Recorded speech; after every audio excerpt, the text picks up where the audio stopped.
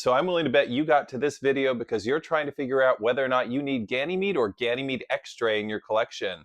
You're in luck. Today I'm going to tell you, or you could just buy both. Today we're going to do a comparison to Ganymede and Ganymede Extrait by Marc-Antoine Barrois. I'm going to tell you what's in each of them. I'm going to tell you what they feel like on the skin. I'm going to go through the notes and I'm going to give you my 2 cents. So let's get going.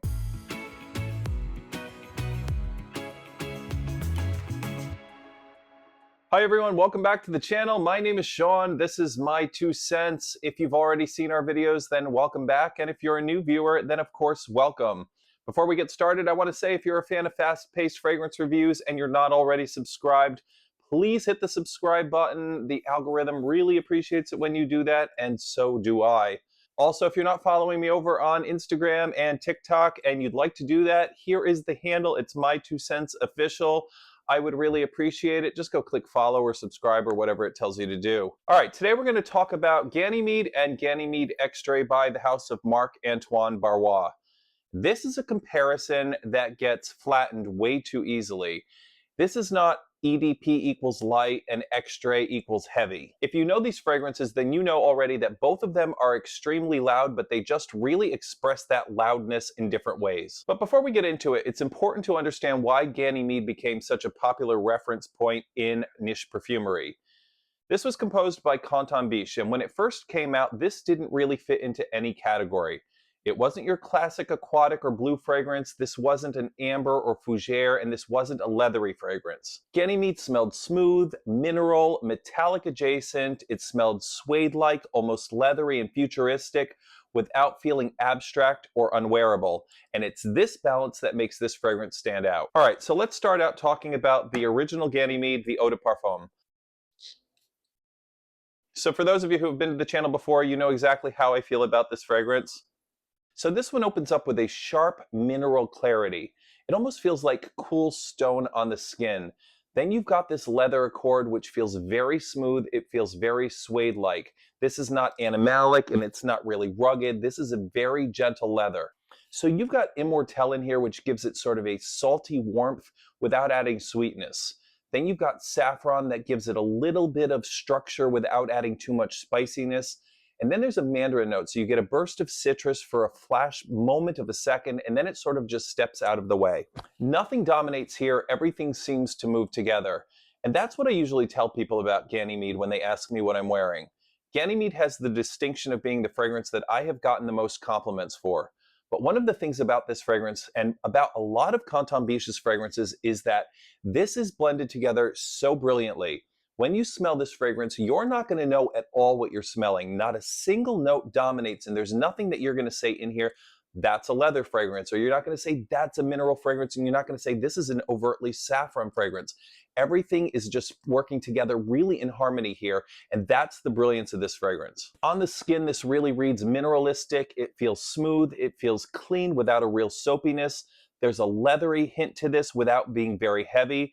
It feels really modern without feeling trend chasing at the same time. And a lot of people will say this smells like a space leathery scent, not because it's cold, but because it feels engineered rather than feeling organic. As far as projection goes on the EDP, let's be very clear about this. This is not a skin scent.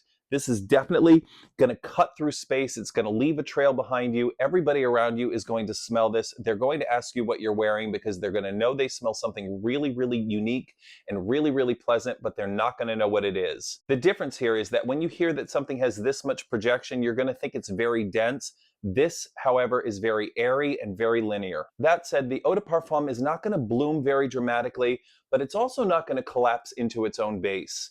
This is going to maintain the same tone, the same texture, and the same presence throughout the duration of the wear. You're going to love Ganymede if you like something with strong presence without being too weighty, if you like a fragrance that's elegant without feeling too sweet, and if you like something that's modern without feeling too trendy at the same time. So Ganymede's Eau de Parfum, this is a fragrance that's going to work dressed up, it's going to work professionally, it's going to work year-round.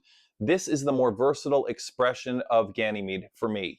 And because this fragrance is blended so perfectly, if you're someone who wants the leather to roar, or you want the saffron to dominate, or you want any one of those notes to be the star in the fragrance, this is refusing to do that. This is just going to be a perfect combination of everything together so that it gives you something really special, something unique. If you don't know this fragrance, you definitely have to try this out. This is one of the ones that I would have loved to have gate kept a long time ago when it first came out, because for me, it's so special and it's so unique. And I really feel like at this point, everybody's wearing it or everybody knows it.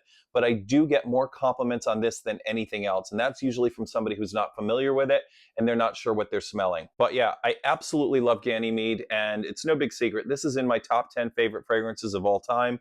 If you don't know Ganymede by Marc-Antoine Barrois, you definitely have to check it out. But let's talk about the Extrait next. All right, there it is. But let's talk about what's changed. This is the Extrait version of Ganymede by Marc-Antoine Barrois. And this is where people really tend to oversimplify things. This is not just the original Ganymede, only stronger. We're going to go with the right hand. So right out of the bottle, this is denser and it's heavier right from the first spray. The mineral quality is still there, but it's a little bit darker. You still have that suede note, but it's a little thicker, a little bit more tactile. And the Immortelle is there, but it's a little bit more salty and a little bit more resinous. You can almost think where the EDP is a fragrance that expands outward, this is a fragrance that's going to press inward. So both versions have sort of a mineralistic and stone-like quality to them. But where the original feels like a little bit more polished stone, this one feels like heated mineral on your skin. This is louder in body, it's a little bit warmer, it's a little bit thicker. I want to say the first time I smelled this, it felt to me that the best word to describe it was that it felt a little bit more syrupy, a little bit more thick, a little bit more dense than the EDP. So let's talk about projection for the Extrait. This is definitely going to be louder, but don't think of it necessarily as becoming a little bit sharper. This is going to be just heavier. The trail is going to be a little bit thicker. The scent sticks to its core for a longer period of time, and the presence on your skin really just lingers. The EDP is definitely a more airy and a little bit more linear fragrance. This one anchors, it settles, it occupies more space, it's a little bit more weighty. This isn't about floating around the room and having everybody slightly smell your scent. This is about being felt immediately once you enter the room. Yeah, I feel like the Extrait is just darker, it's a little bit more dense, it's a little bit more syrupy, and it's hard for me to say that the two fragrances are quite similar to each other. I definitely can tell the difference between each of them, and each of them fits a different mood for me. This fragrance is so strong, I have to say, it's one of the only two fragrances in the cabinet behind me that I can smell without even taking the top off of it. It's very, very, very thick, very dense. But I do want to say that I did expect when I got this one, because I got it after the EDP version, I did expect that the Extrait was probably going to be obscene and offensive, and that's pretty much why I bought it. But that really isn't the case. You can wear this one just as freely as you can wear the original Ganymede. It's still going to get you compliments. People are still going to think it's unique. But I do find that they're both interesting in their own right and for different reasons. The Extrait version of Ganymede didn't really reinvent the DNA. It didn't turn it into a leather bomb. It didn't add sweetness. It wasn't chasing mass appeal. What it did was it really altered the pressure. So where you have the EDP version of Ganymede emphasizing clarity, expansion, and polish, the Extrait really emphasizes density, warmth, and persistence. You can think it's basically the same idea, but different physical expression. All right, the kids are back together. So which one should you buy? So this isn't really about which one is better or worse. Both of them are fantastic. This is about function. If you're looking for reach, elegance, and versatility, then the EDP is definitely going to be the way to go. If you want weight, persistence, and a more physical presence, you're probably going to want the Extrait. They really don't compete with each other. They actually complement one another. All right, it's time for me to give you my 2 cents on Ganymede and Ganymede Extrait by Marc-Antoine Barrois.